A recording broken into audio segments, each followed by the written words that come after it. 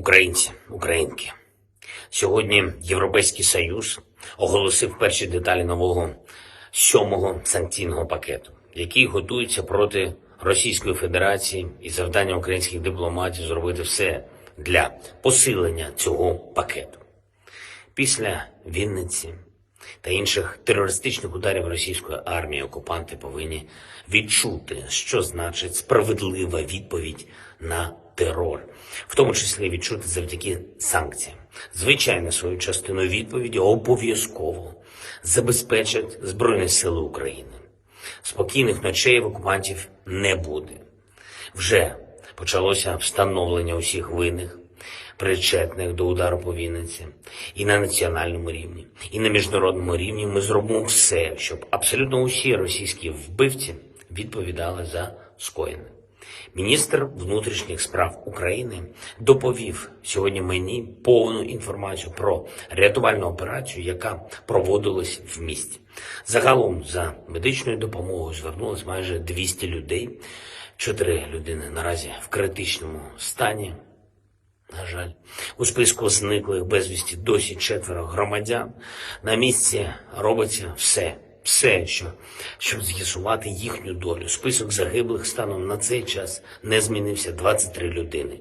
Також міністр доповів мені щодо удару російської армії по Миколаєву сьогодні вранці зруйновані корпуси 2 інститутів – педагогічного і кораблебудівного.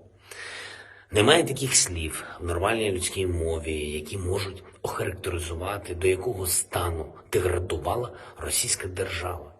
Це ж подвійний злочин – знищувати саме педагогічні інститути, щоб із закладу освіти не було і нових освітян не могли навчити.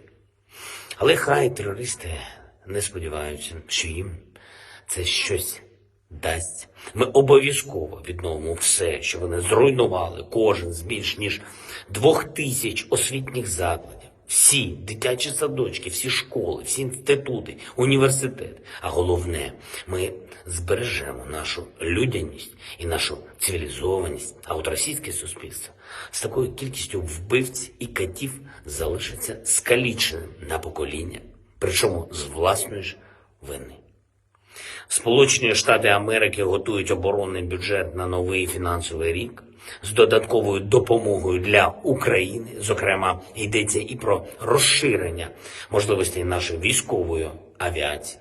Ця та інша американська допомога для нашої держави значно посилить наш оборонний потенціал.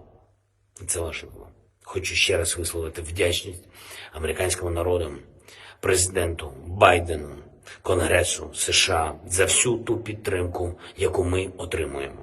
До речі, тільки за останні 2 тижні в український бюджет було перераховано $3 мільярди від Сполучених Штатів Америки. Це дозволяє нам забезпечувати сьогодні поточні соціальні потреби українців. Америка дійсно є лідером в глобальному захисті свободи. Зараз, коли я записую це звернення, майже по всій території нашої держави повітряна тривога. Є попередня інформація щодо влучань Дніпро, Кременчук, Київщина. Окупанти усвідомлюють, що ми поступово стаємо сильніше, і мета їхнього терору дуже проста. Тиснути на нас з вами, тиснути на наше суспільство, залякувати людей, наносити максимальну шкоду українським містам, поки російські терористи ще здатні це робити. Тому я прошу вас, дуже прошу, вкотре раз, будь ласка, не ігноруйте зараз сигнали повітряної тривоги. Відповідних правил поведінки треба дотримуватись завжди, особливо на об'єктах, які мають громадське значення. Звичайно, ми прийдемо до того дня, коли російський терор стане неможливим, але для цього ще потрібен час. Ще потрібно боротись. І ми будемо боротись. Підписав сьогодні новий указ про нагородження наших воїнів. 242 учасника бойових дій відзначено державними нагородами. Вічна пам'ять усім, хто віддав своє життя за нас з вами, за Україну. Вічна вдячність усім, хто захищає державу. Нашу державу. Слава Україні!